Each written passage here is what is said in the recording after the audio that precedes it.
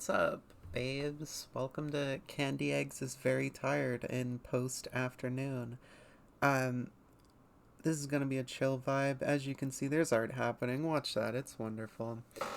I am trying to get rid of space on my computer, and this just happened to be multiple hours of screen recording at 30 frames per second because I forgot to change it when I recorded it, but now it's all fast. This is a comic that I was thinking about actually producing, and instead I actually decided to do my dinosaur one, where I did make a video of robot voices saying the childhood version of it, and I've been modernizing it right now. I've got a few pages done. It's pretty cool. This one, however, was the idea that I was maybe pursuing. This one came from my junior high and high school days rather than early childhood and onward. This story, I can explain it later. there's like 11 minutes or something. Let me take a gosh dang sip of my funny water. God damn. So, this was essentially a test to see how well I could pursue making this comic, how well I could make it at a certain size, how many panels I could fit, what resolution would work. This was attempting to make it like very big because I had always drawn this on paper on 8.5 by 11, which is, just printer paper because I'm lame. And I was thinking, well, that's how I always did it. So what if I just try and do it at that size, at printer paper size, and like normal. So it would be a pretty large comic book, but I always really like to make these really big panels, these really big, nice artworks, but have a lot of them all together. And this test really proved to me that it's kind of a bad idea. Also, my biggest Scott Pilgrim reference, the biggest thing that I learned is that my handwriting is very bad, first of all. Oh yeah, before I continue on that, I did find a font that I like, or typeface, or whatever the fuck it's called. Another big thing I wanted to test in this little testy-do was how well I could recycle backgrounds and keep them, and make it not as noticeable, right? So I've got like two different pictures, I think, that are in multiple panels in this little comic.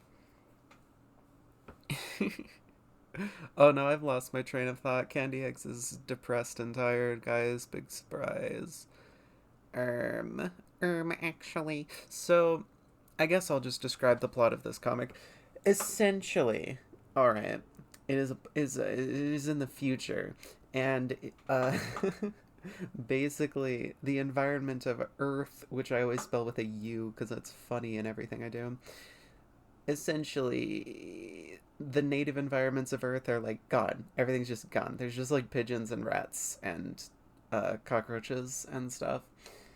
And it's in the future, and all the scientists were like, you know what? Instead of solving climate issues, let's just like record everything's DNA, and then if they die, it's like, oh well, we still got it in the computers. And the protagonist, originally, when I was a teenager writing this for the first time, was the scientist Amy Webb, who is transgender, lol. She works in a museum because her degree, she failed a test and did not get to be a real scientist, so she just works in a shady little museum where all of the animals and stuff's DNA is, where people just go to look at photographs of things instead of actual things. And she decided to mix two things genetics together. And back in the day, how long ago was that even? That was like more than 10 years ago. So back then it was an interesting idea. Granted, like everything is about that now, which is part of the reason I decided to pursue the dinosaur one instead of this. But the whole plot of this story is that Amy Webb eventually like actually gets to have her dreams of being a scientist sort of come true. Um, because this rich man who owns a biotechnology company is finds the little abomination creature she made, because pets don't exist anymore, and He's like, whoa, pets are actually this cool thing people used to do. Let's do that, but with your weird thing. What is this, a snail and a cat at the same time? That's pretty fucking pointless. Let's make a million of them. You know what? Even more. Let's make it a zoo so we can normalize them existing before people get them as pets. And then you go there and you get to bring home your own pet. It's wonderful. And then they create the Paradise Aquarium. It's funny because the city's name is Paradise, but it's like actual brick concrete hell. It's called Paradise Law. And it's essentially a zoo. And the protagonist of the modern version of the story is Veronica Souza. I asked my sister, what should this character's last name be? And she was like, Sousaphone. So the last name is Souza. She's the one with the cyan hair, the small one. She essentially was neighbors with Amy Webb in like an apartment complex where she just like would stand around and Amy would be there and she'd just be like, "Oh hey, random person I know, hello," and then Amy'd be like, "Hello, weird child. You want to talk to my snail cat?" It's like, yeah, and essentially through the power of probably autism, Veronica can talk to animals, kind of. It's basically an empathic thing. So, like, she can understand the feelings of animals, and when they are the genetically engineered pets, the G.E.Ps is what I call them, like her mongoose snake, which is a cobra weasel ferret creature.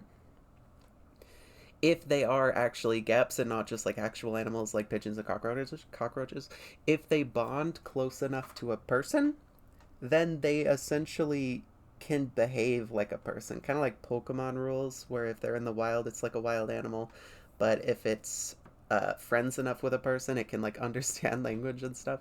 But because Veronica is like some sort of empath or something, she can actually understand them as though they are speaking like actual human language, and they talk and act like they're actually people. And then beside her is Suzume Taka, who is another person who works in the Zooquarium, and also is another person who wanted to leave Paradise and go do bigger and better things, but also didn't, and is just working at the Paradise Aquarium, even though, unlike Veronica, Suzume really does not care that much about the animals or like the environment they used to exist. Um, they become gay friends, lol, girlfriends, lol. Um, a lot of the story is about relationships. It is about relationships with humans and nature and what taming of nature means and the future of ecology. It is also about friendships, losing and retaining friendships, as well as romantic relationships and the troubles that you may have to go through to learn about yourself and to learn about other people as to what will and will not work romantically and etc. Oh yeah, I wanted to say the original idea behind this story about like the genetically engineered animals. Um, the idea came from the fact that glow betas freaking exist. Glow betas. It wasn't glow betas originally. The original idea was like glow tetras or whatever the fuck they call them. I hate them so much. If you don't know, they treat these like poor abomination fish as plant cultivars. So their genetic lines are owned. And if you breed them, which if you own fish, they will breed if they are taken care of well enough to not be in pain constantly. So if these poor fish breed, which they are clearly designed to like, oh no, it died, let's go buy another one in a different color. The corporations own these poor little living things because they aren't technically animals anymore, I guess, legally. So these companies can just like go in and sue you if your fishies breed. If you try and sell them at all as living things, they can sue you for that. They own the animals. They can kill them all if they want to. If you're breeding them, they could just walk in and kill all them. And I think that's horrible. Like at least with plants, it makes a little bit of sense. It's like, okay, well The variety of tomato was grown by my grandpappy for 70 years, and so I own it. Don't breed it. You're supposed to eat it, dummy. But if it's living animals, right? You can see how, God forbid, this continues on to food animals like chickens and cows. That would be the worst thing ever, to treat them no longer like actual animals, because if they aren't, if these fishes that are genetically engineered already don't count as real animals apparently for the law, Lord knows what's going to happen. I'm not even religious. Lord knows what's going to happen. I was raised in America. That's just the thing I say. That that'd certainly go to hell if you can suddenly avoid animal rights. And that's what this story is about. The zoo turns out to be actually pretty bad, and then not enough people go to it, and Amy Webb, like, is just very persuasive and got them to do a lot of things, just promising, like, this will be the best thing ever. It's like Jurassic Park, but in real life, everyone's going to see it. It's going to be the best thing ever. And it turns out that people don't really care that much. And not very many people actually have enough spare money to take care of these, what are basically exotic pets. And so the Zooquarium eventually gets closed. And the main climax of the story is that the corporation that owns them just is destroying the whole place, which, by the way, is an island because it's like Jurassic Park. But it's got a force field around it, and it's super cool, and there's robots and stuff. It's epic. You see, a lot of this was very creative when I made it up, but with all of the robots corporation bad stories, especially in animation, now it seems a lot less creative. Basically, the corporation just comes in and they kill everything, and then, well, the Earth's ecosystem is dead again now. And Veronica Souza and Suzume, oh, it ended. I'm gonna go quick. They basically gather a bunch of people throughout the story and try and fix it. And I can't spoil the ending, but that's basically what happens. Thank you for watching. Here's like a close up or something of the comic. I was gonna read it out loud, but now I don't want to. Here's another sip. Hell yeah. I hope that this actually recorded. Let's see. Okay, bye. I love you. Gays, you're gay. You're a little gay creature. The end. Bye. This was Candy Eggs. Yay.